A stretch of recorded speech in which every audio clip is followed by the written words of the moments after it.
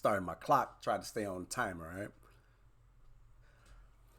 Greetings and welcome to Black Fridays, the show where we are focused on raising our children to be proud and black. I'm very excited to be here with y'all this today, right? It's very exciting to kick off the show. Hey, do me a favor. If you're watching this on replay, I need you to type replay in the comments. We love to see our people engaging with us. Where are they engaging from? How are they engaging with us? So we love that. Appreciate you for that. Also, giving us your name and your location. Where are you watching from?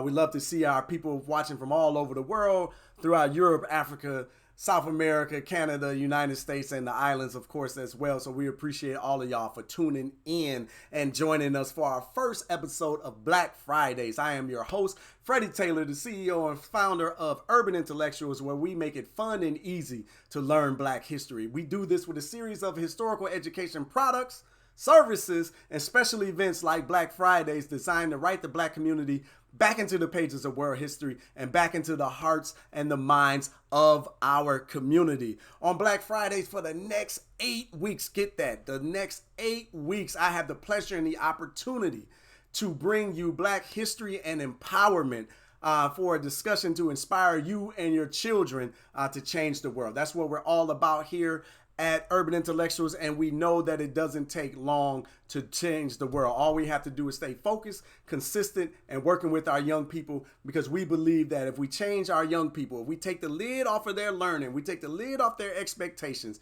the lid off of their confidence, and unleash them onto the world, they're going to grow up to be the change that we all want to see in the world. So we're going to stay focused and stay pouring into our young people, right? Okay, so now I want you to get a little bit of an understanding about Black Friday and what it is, right? So over these next 8 weeks, Black Fridays is going to be organized into three different sections. That first section is discussion. So we're going to have a discussion. There's going to be a reason section and then a task section. So discussion, reason, and task. Okay, so during our discussion section, I'm going to break down a little bit of history to you, a history and some insights about people and movements that we're going to have our discussions about.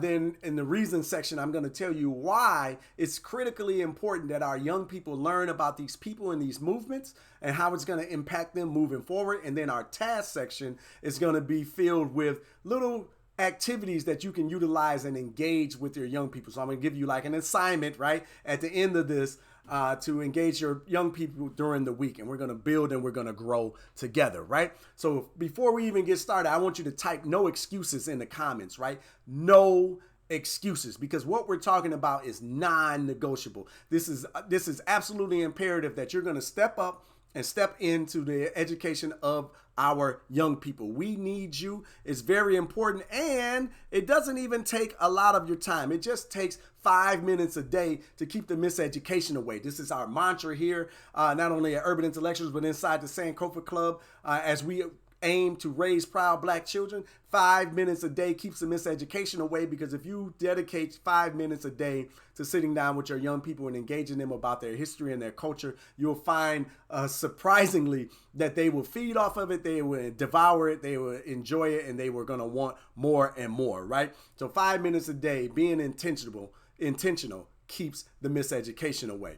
Now, I want you to join us, sankofaclub.com/Black Fridays, because those tasks that we're going to give out, we're going to give extra tips and resources that you can utilize while you're administering your tasks during the week. But just sign up at sankofaclub.com/Black Fridays to get all the extras that we're going to give out. If you've ever rocked with us, you know we always got some bonuses and some freebies for you, right? So come on and get down. In addition to catching the alerts and the updates on when Black Fridays is going to go live, right? So I want you to join us. And before we get down into the full get down, let me thank our sponsor, the Sankofa Club.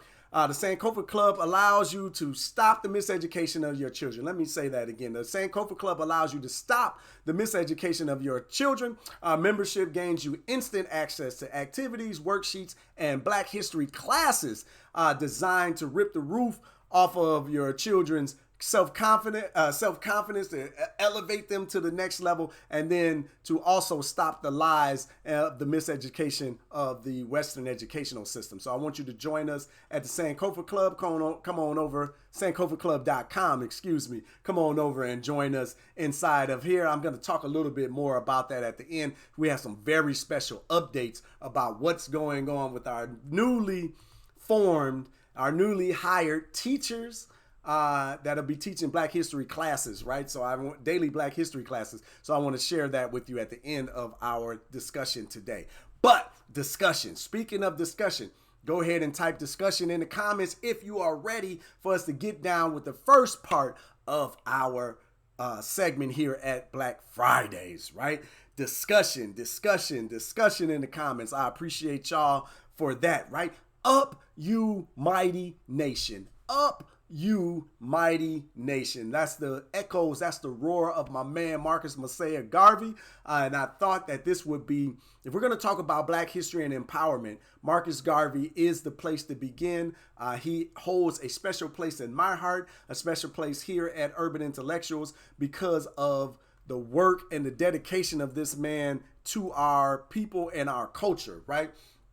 So I want to talk to you a little bit about his history, give you some of his background, because a lot of the discussion that comes out of Garvey is really secondhand, right? Like many of us don't sit down and do the homework necessary to find out who he is and what he was really about and what was really driving his message of self-determination and self-empowerment and control of the mighty nation, as he called them, Africans in the diaspora, right? So to do that, I picked up two particular books that I want to recommend to you that I thought was great. One of those books is The Selected Writings and Speeches of Marcus Garvey. This is where you can get his words direct, right? Like you don't have to rely on me or anyone else. You can educate yourself on Garvey here by picking that one up. His actual writings and speeches that he laid out over the course of his lifetime. Fascinating read. And then African-Centered Consciousness versus the New World Order, Garveyism in the Age of Globalism by Amos Wilson. I'm going to read a couple of sections out of this. Fascinating read, great insight. I absolutely loved it. I recommend both of these, right? Okay, but to get down with Garvey, excuse me as I get this back open. All right, the thing about Garvey that I love that most people neglect to learn and understand is his history and his background, right? Because we tend to just talk about Garvey from the standpoint of going back to Africa, that Back to Africa movement. Like that's what he was all about. He built these big ships to try to take all the Black people out of Americas and go back to Africa with them. But that's not even half the story, right? Like you got to go back to his childhood to gain an understanding of what he was about and how he got there, right? So that's got to take you back to 1887 in St. Ann's Bay, where Garvey was born, Jamaica, right? Like outside of Kingston. Okay, but he was born of a hardworking father who loved books, had a vast library, but there was also a Maroon, right? So the Maroons are the Jamaicans that fought against the British to fight for their freedom, right? So it's an undying heartbeat, a strength of a people that bolds inside of this man. And every time that I get into some of his story, you'll start to understand why he has a connection and an affinity for his people, and he believes in righteousness and fighting for our community all over the globe. And again, you will see what I'm talking about and start to get an understanding of why Garvey was the way he was, right? So a lot of unfortunate circumstances happened in St. Ann's Bay, right? That forced Garvey out at an early age. By the age of 16, he was in Jamaica apprenticing with an uncle of his as a printer, right? So it's learning the printing and the publishing business. He got a couple of years in there. About 2 years later, by the time he turned 18, so we're talking about 1905, Garvey found himself being a foreman at another print facility. So he's in management right at a time at 18 years old, again in 1905, 115 years ago, at a time when these individuals were importing white people from Europe to take the management positions over Jamaicans in Jamaica, right? So Garvey noticed all of the workers, the line workers that were underpaid, in squalor-like conditions were Black people, right? Were Africans. And he was supremely frustrated with all of this, and his dismay showed. So he didn't have a problem holding that back, right? But Garvey being Garvey, when the people organized a strike, Garvey struck with the people, right? He was on the side of the people instead of the management, even though he had gotten a raise at the time, right? So he didn't have to get into this particular fight, but he did because he felt like his people were being wronged. So just keep that idea in mind. But this was the Garvey mindset and what he was all about moving forward. But eventually, the company, not obviously, but they fired everyone involved. He fired all the strike workers. And they fired Garvey. He lost his job. He bounced and landed on his feet working at this government printing opportunity, still in the publishing business, right? Printing materials for the government, the Jamaican government. He opened his first newspaper there in Jamaica, in Kingston, Jamaica. But then there was like a crazy earthquake that like leveled the city, right? People needed work. He needed money. He had another uncle in Costa Rica. He ends up going over there. His uncle arranged for him to be a timer at this particular place where they were clearing land and doing work, getting ready to plant seeds and all of this stuff, right? But Garvey was a thinker and had some connections, so he didn't have to do the manual labor. But when he arrived in Costa Rica and got to the job sites, he found squalor conditions and unbearable work conditions, poor pay, for who? Africans. Of course, it's the black people in the diaspora that are being undermined, right? So like some of the white workers that were there were being paid in gold. Garvey's the Africans were being paid in silver. They were being cheated. They lived in these shanty towns. The danger just going to and from work was like crazy. There would be people robbing those individuals going to and from work. Then Garvey is like frustrated. He's organizing strikes and he's working with the people. He ends up going to the capital of Costa Rica and complaining on parts of the people. He started a newspaper there, complaining on parts of the Africans in the diaspora there and fighting for fair wages and work conditions and doing all of the things that our activists that are fighting for us tend to do. The Costa Rican government told Garvey, basically told him, look, if the people don't like working in these conditions, then they can leave. They don't have to work there, right? So he basically brushed him off and dismissed him. Garvey persisted. He persisted, strikes and all of this stuff. So the government deemed Garvey as an agitator and was going to arrest him. So he fled to Panama. So he ends up in Panama and notices the same conditions, right? But now this is the time before the Panama Canal is being built. Black workers are just being undermined, being treated. Black or African workers, he calls them the Africans, right? The mighty nation, right? Are being mistreated and everything is going foul there and he just can't take it, right? So he starts another newspaper, organizing the people and flooding the streets and organizing them to strike and fight back for what is right. But during this time being down in Panama, I guess he said, hey, let me just slip into South America and see what's going on down there. So he toured South America, Brazil, Europe, Nicaragua, Venezuela, Colombia, all along the northern half of South America, right? All of those countries through there. And he found the same thing. He's found white people exploiting Africans in the same conditions that he found in Jamaica, that he found in Costa Rica, that he found in Panama. Everywhere he goes, he finds the similar conditions and he's frustrated about all of this. So he decides to go back to Jamaica, ends up in Jamaica and complaining to the government there saying, hey, but the government is controlled by the British and all this good stuff, right? The Commonwealth. And he's complaining and they basically tell him the same thing that he was told in Costa Rica. Hey, if they don't like it, they can go home, right? They don't got to work there. So he's just supremely frustrated with the whole thing.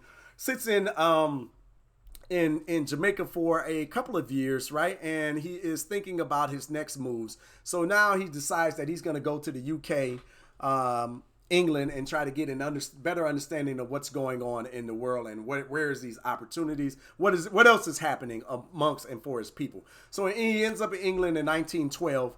And he's there for a while and he's learning, he's studying at the universities, he's speaking at the famous speakers' quarters, he's practicing his oratory skills, he's gaining mentors, he's reading and he's learning a lot during the time. He tours around all through Europe, right? Spain, Portugal, France, Germany, Switzerland, the whole gamut, and is learning as much as he can and sucking up as much information and the conditions of the global African people as he can. And he found in Europe the same thing that he found in South America, the same thing he found in Central America, the same thing he found in Jamaica.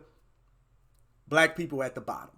Black people not in control. Black people at the mercy of everyone else. And he's frustrated, right? And at the time he was reading Booker T. Washington's Up From Slavery, right? Which is a great read, something that I advise that everyone check out, right? So he's really inspired by Booker T and is reaching out to him. He's trying to come in contact with the brother, right? So he's back in Jamaica. Back in 1914, he's back in Jamaica. And he's going through this thing about Booker T, and he's learning about the Asante Wars, right? But check this out. So when he gets back to Jamaica, he starts to wonder. Here's the question Garvey asked himself. Where is the black man's government? Where is his king and his kingdom? Where is his president, his country, and his ambassador, his navy, his army, his men of big affairs? And not finding them true to the resolve, he declared, I shall create them myself, right? So with that, he ends up starting the United Negro Improvement Association, right? He started off actually as a different name there in Jamaica, but he ran into some problems and some pushback. He got to about 200 members there in Jamaica. The pushback was from the mulatto section of because there was a lot of colorism going on in Jamaica at the time. There's still a lot of colorism going on there now and here, in fact, right? So they didn't really, the affluent black people didn't really like the term Negro. They thought that meant low down, dirty, rotten scoundrel. So they didn't want to be associated with it. So they demonized Garvey and pushed back against him. Garvey gets the invitation from Booker T. Washington to come to the United States, of which he was always interested in hearing about all of the opportunities that black people had in the States. So he wanted to go there and see for himself. But before he got a chance to get to the United States, Booker T. died in 1915. So he wasn't able to meet up with the brother directly. But in the end, he gets there, right? So Garvey gets to the United States and he's doing his thing. He's touring. He sets up all these speaker tours all around the Americas, and he's learning all he can about the condition of the Negro in the United States, right? And he's going through, but by 1917, he has established himself in Harlem, right? So he ends up in Harlem, and he's going to make this place his home, so he makes this place his home. So he's going through the speaker, and he's doing the street corner speaking and all of that. But by 1917, that's what I should say, he clearly had struck gold in Harlem, because in 2 months, when he decided to make his first United States chapter of the United Negro Improvement Association, he did that in Harlem, and they ended up with 2,000 members in 2 months, right? So he figures this is the home, this is the hub of the United States, and he's building, right? By 1918, he formed the African Communities League, right? This is the business arm of the UNIA, United Negro Improvement Association, right? Okay, so he had his for-profit arm. Then he started the Negro World that same year, and it began to grow. He started to get pushback again, right? So now he's in Harlem, he's setting up, and he's gaining some traction, and he's starting to get pushback. But here, let me read from Amos Wilson book again. Garvey was cognizant that not all blacks would buy into his program of do for self and self-determination, something that we see today, right? I talk often about people pushing back against this, right? But to be viciously opposed by the NAACP, black labor leaders, leading churchmen, intellectuals, and almost every black newspaper or note came as a rude awakening and a searing realization that the struggle for true liberation was set to death. Black against black, fang and claw. In this matter, there is no blood, no less roads, right? But Garvey realized that the pushback didn't only come from the white governments, but he also got pushback from black people who had crumbs that they were being given. I know some of y'all might get in your feelings about this a little bit, but people who are in positions of power, black people in positions of quote unquote power, are pretty much put there to hold down the rest of us so that we don't build an uprising, right? This has been something that has happened routinely throughout our history, right? And please just read your history to find out. But Garvey was shocked by it, right? So he faced the colorism thing in Jamaica from their elite, but he thought that the Americas were different, but no, it wasn't, right? But anyway, he thrives and he pushes on. And if you're really interested in like who he's talking about, W.B. Du Bois, he talks about many of the prominent NAACP leaders really pushing back. Read his words and listen to what he says. He doesn't mince any words. I'm being nice about the word selection that I'm using, but he absolutely clowns these individuals and challenges them like I've never heard or anyone challenge them before, right? Because he talks about the NAACP and he's like, what black people are they hiring, right? I want to get into that a little bit later, but it's really interesting to read. Check him out, right? So anyway, by 1920, there was 1 million members of the United Negro Improvement Association. 1 million members. Now, urban intellectuals in the age of the internet and social media, we have 1 million followers and fans on social media, right? On our Facebook page. But oh my God, to have 1 million members in your organization that's paying from around the globe at a time when the internet isn't even in anyone's mind is unbelievable, right? But then during the 20s, his organization at its peak rose to 6 million people worldwide, right? So up you mighty nation, he was really trying to reach us on a global level and bring us together, right? But I just believe that it's Garvey's vision. It's his insight, it's his gall, it's his audacity are the reasons why we need to make sure that we're continuing to learn about the brother, but also that we pass him along to the next generation, right? So I'm touching into the reason section here because I believe that he takes the roof off of limitations, and the fact that people are only talking about Garvey and his Go Back to Africa movement, right, is really an insult to the brother because he has fought for us tooth and nail at every point he could all around the globe, right? It's got to the point where governments around the world were arresting people that were caught reading the Negro World because he was talking things that was anti-dependency, right? Anti-dependency on the system or on our oppressors. Where's our leaders? Where's our kings? Where's our army? Where's our navy? Where's our shipping docks? Where's our boats? Where's our industry? Where are we on the face of the globe? Because everywhere that he went, he found the same thing, right? And you say, oh, Garvey never went to Africa, but he read about Africa and he understood and he called for the freedom of Africa. What did he say? Africa for Africans, right? And he talked about the scramble for Africa, right? The Berlin Conference in 1885 and how the European powers divvied up the continent and turned them basically into the countries that we're familiar with now based upon their control, right? But where are the Africans that are controlling Africa? This was Africa for Africans was his mantra. And he talked about this globally, us needing to link up and get together. But when you put that in context of his history of traveling around and getting an understanding of our history and our culture, you start to understand why he's felt this way and why he felt like we needed to unify under the red, the black, and the green, you know, the colors that he came up with for the flag. And build this sustainability. But it's his vision and his passion that I think is critically important that we pass along to the next generation. This is what they need to understand in order to move forward and be the mighty nation that Garvey talks about. They need to know that individuals were talking about linking up globally and doing massive things. I got this last thing that I need to read to you so you can get an understanding of Garvey's movement. Because all we talk about, again, is the Black Star Line and the ships. Oh, and the ships didn't work and they didn't and all of that. But the man had a vision out of this world. So listen to what he did. The Garvey movement, through investing by its worldwide membership, acquired hotels, restaurants, factories, universities of higher learning, printing plants, publishing companies, newspapers, transoceanic steamship lines, to name a few, in addition to established civil services, employment offices, job training, courts, passport services, healthcare services under the Black Cross nurses, regiments, the African legions, all as a foundational springboard necessary to construct the new continental African nation and home, right?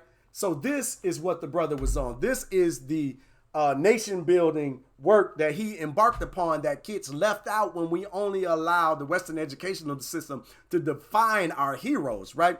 Inside of this book, African-Centered Consciousness by Amos Wilson, he talks about us today appreciating and talking about the pyramids, the great pyramids being built, right? So he says black people will love, honor, and respect the pyramids that were built thousands of years ago and tell them about it to their children, but they won't build any today so that their children can see them with their eyes. This brother, Marcus Garvey, was talking about building the pyramids again, right? Not physically actually the pyramids, but doing big, audacious, and bold things that will be talked about for millennia to come, so that their children can not only appreciate the work that we did in the past, but the work that we're doing in the present.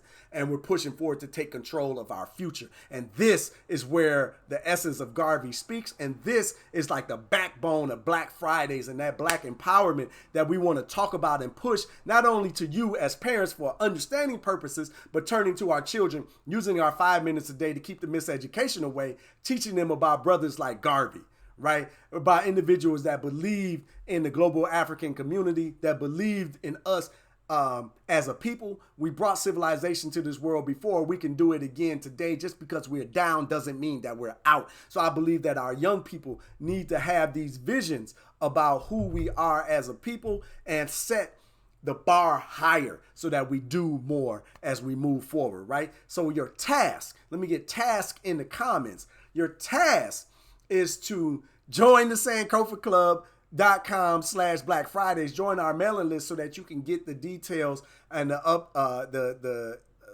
assignments that we're going to lay out. But I want to challenge you to spend your 5 minutes a day engaging our young people with Marcus Messiah Garvey.